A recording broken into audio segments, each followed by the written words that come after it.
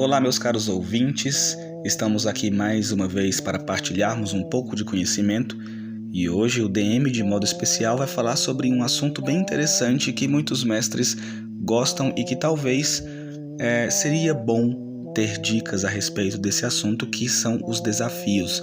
Que tipos de desafios propor, quais são as naturezas de desafios e como fazer com que os jogadores possam interagir bem com esses desafios. Então embarca comigo nessa, já deixa seu like, já compartilha esse vídeo com seus amigos e vamos lá!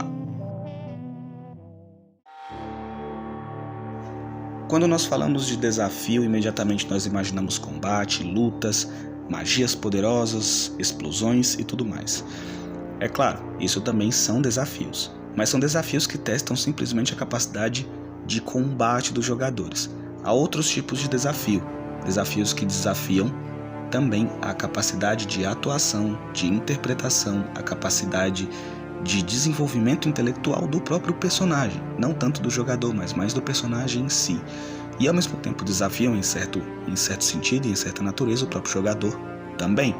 Então nós vamos deixar de lado um pouco esses desafios com relação à natureza dos combates, que talvez possa ser conversado em outro momento, a gente pode falar disso em outro vídeo talvez, e vamos focar somente nesses desafios alternativos, que são desafios que podem ser colocados nos jogos.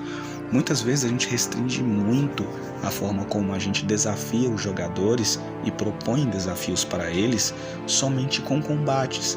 Às vezes os combates eles são bons, mostram quanto os jogadores evoluíram e são poderosos, mas ao mesmo tempo eles podem limitar extremamente a forma e a amplitude com a qual os jogadores podem crescer, né? Até onde eles podem avançar como personagens. Como jogadores, sim, eles vão saber como lidar com as situações, mas seus personagens estão ali dentro de uma situação específica, de um momento específico, e isso exige atuação, né? Vamos dar um exemplo, né? Um desafio de natureza que teste a atuação de um personagem.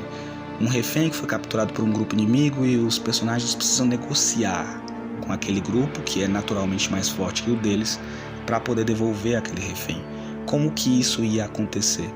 Eles precisariam conversar com esse outro grupo. Não daria para resolver na luta, até porque o outro grupo é praticamente bem mais forte, né? Como premissa, vamos aceitar que ele seja mais forte que os jogadores, e os jogadores são mais fracos. Como que eles vão lidar com isso? Eles vão precisar conversar, e é aí que entra a atuação, né? Vai um representante de um grupo, ou vai o grupo inteiro, aí vai outros representantes do outro grupo, os dois conversam. Você tem duas formas de arbitrar essa conversa. Você pode jogar nos dados, simplesmente jogar nos dados e dependendo dos resultados, aquilo ali pode dar sucesso ou não, o que eu não recomendo.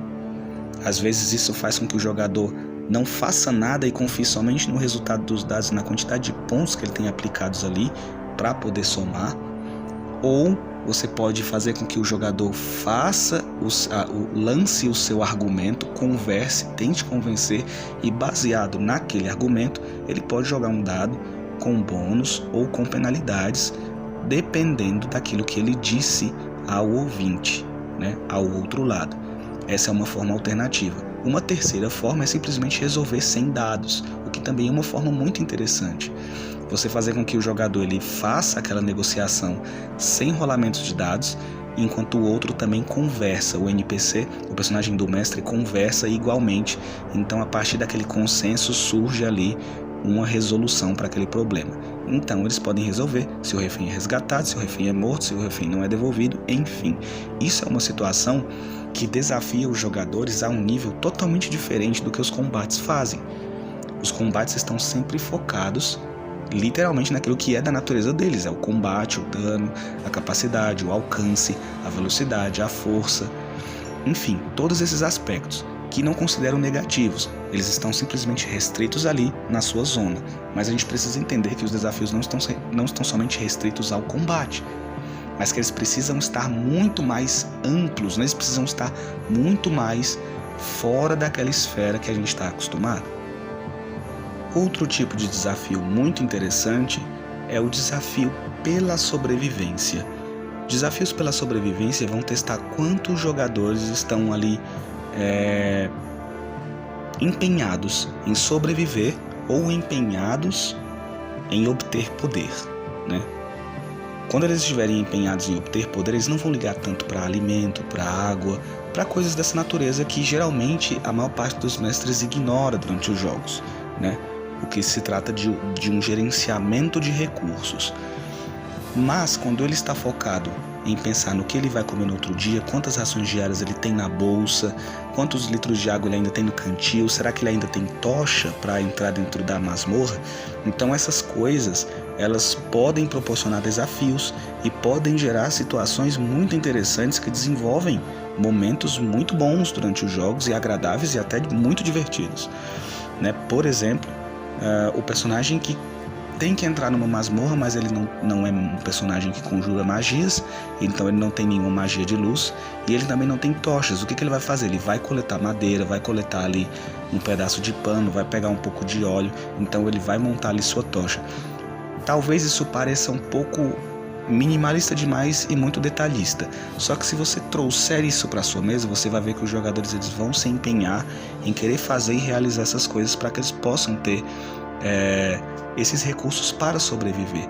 E a busca desses recursos se torna em si mesma uma constante melhora e até mesmo um recurso narrativo ao qual você pode recorrer em alguns momentos, como por exemplo quando falta alimento para o grupo precisa caçar, só que naquela região não tem caça, então eles vão ter que caçar lá na Floresta Negra, uma floresta aparentemente amaldiçoada, onde tem uma torre escura e negra, terrível e amaldiçoada. Enfim, você pode ter ganchos para poder trazer os jogadores por motivos muito simples, que a princípio não precisam ser uma missão de salvar o mundo, por exemplo, né? Então esse desafio de sobrevivência também gera situações interessantes. Buscar água, buscar alimento, montar uma tenda, tentar sobreviver à chuva, lidar com situações cotidianas que são desafios, mas que geralmente são muito desprezados nos nossos jogos no dia a dia, né? Nós mesmos caímos nisso, na constante caminhada das campanhas dos jogos. Às vezes nós negligenciamos esses aspectos que podem dar um tom absolutamente agradável ao jogo. Outro exemplo disso são os enigmas. Enigmas que nós podemos colocar em diversas situações nos jogos. Eles são muito comuns em portas, quando a gente às vezes cria uma masmorra e o jogador encontra uma porta, para prosseguir ele precisa resolver aquele enigma. Então você pode pesquisar um enigma, pode pegar um enigma pronto de um livro, você pode ir lá no livro do Hobbit, pegar um enigma lá do capítulo do Hobbit.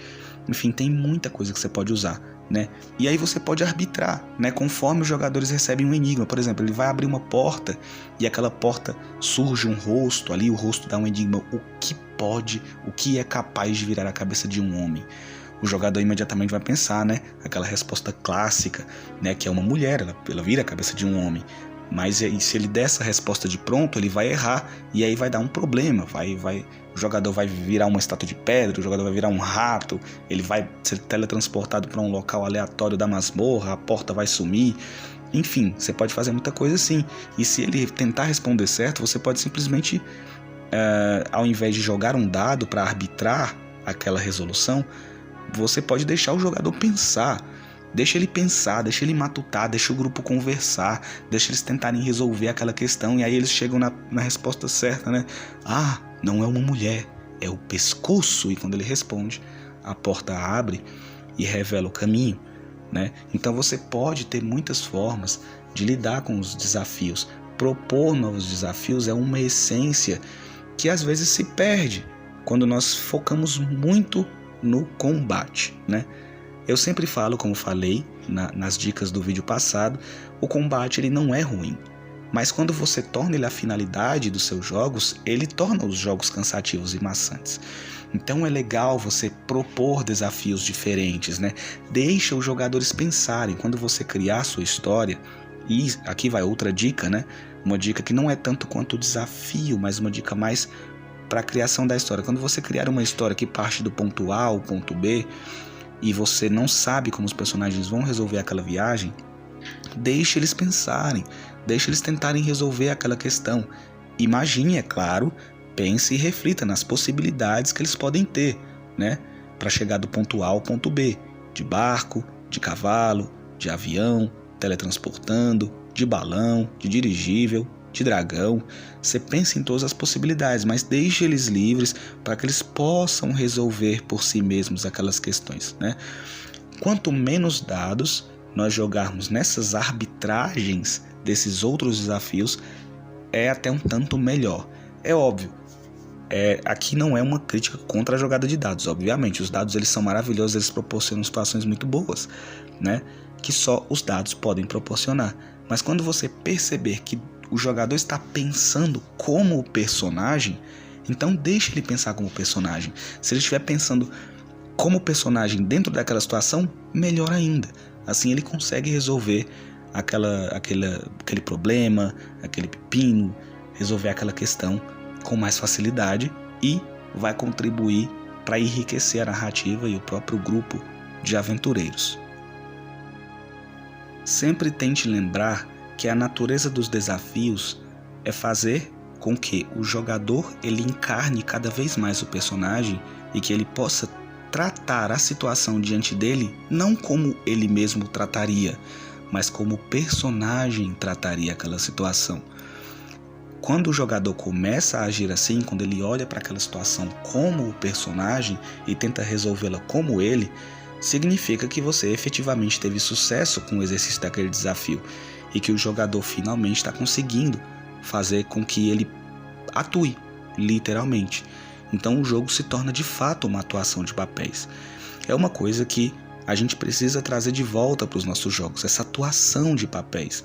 Não é tanto mais o combate, os grids, as miniaturas que importam tanto, mas mais o quanto você pode mergulhar no seu personagem e fazer dele e trazer lá de dentro dele para fora de você, para que os outros jogadores e o mestre também possam ter aquela experiência, né? Quem já jogou jogos que foram muito voltados simplesmente para o combate, essência de combates, ou já mestrou, sabe bem que não há muito espaço para atuação. É bem difícil você encontrar. É mais o foco ali é mais o XP, o foco ali é mais o poder. E quando você vai para o lado oposto, você encontra essas outras pérolas maravilhosas que você pode levar para sua mesa, né? Então as dicas que eu estou dando aqui são dicas que eu vejo que funcionam, que nas minhas mesas funcionam, eu vejo isso, eu testo isso, né? Eu vejo funcionar e é muito legal quando isso acontece. É muito bom, você percebe o evoluir dos personagens ao longo do tempo. Então a principal dica que posso dar a vocês agora nesse vídeo de hoje é saber equilibrar os desafios, saber quando colocar um combate, saber quando desafiar as capacidades de combate do jogador e saber quando desafiar as capacidades intelectuais do personagem. Você precisa saber dosar ali, não exagerar muito de um, não exagerar muito de outro, mas, como eu havia dito no jogo passado, você precisa conhecer seus jogadores, sua mesa, suas regras, conheça seus jogadores. Quando você vê que eles têm mais propensão a uma coisa do que a outra, tente ir trabalhando isso devagar, tente ir introduzindo aos poucos. Não fique decepcionado quando não acontecer pela primeira vez. Não fique tão frustrado. Acontece. Nem sempre você vai conseguir. Acredite, tem mestres por aí que não tem ninguém para jogar. Tem mestres por aí que jogam jogos que, infelizmente, eles não gostam tanto porque não tem outros grupos para poder fazer coisas diferentes. Então, não fique tão frustrado. Não tenha tanta pressa. Não jogue tanta responsabilidade sobre os ombros dos jogadores, porque fazer isso faz com que eles também joguem sobre você, então todo mundo acaba frustrado. Então, tente desenvolver isso com calma, equilibre os desafios, tente não pautar seus jogos só nos combates, tente desenvolver a capacidade de atuação, de diplomacia, de conversa, de pensar, de raciocinar dos jogadores, para que eles possam cada vez mais pensar como os personagens e menos como jogadores, porque assim eles conseguem viver bem e vivenciar bem aquilo que o RPG nos proporciona. E bom, esse foi o nosso episódio de hoje. Espero que você possa ter aproveitado essas dicas. Envie esse vídeo para o seu mestre, para os seus jogadores, para que cada um de nós nessa grande comunidade RPGística possa também desfrutar do melhor que esse jogo pode oferecer, do melhor que o RPG pode nos dar. Então, salve RPGistas.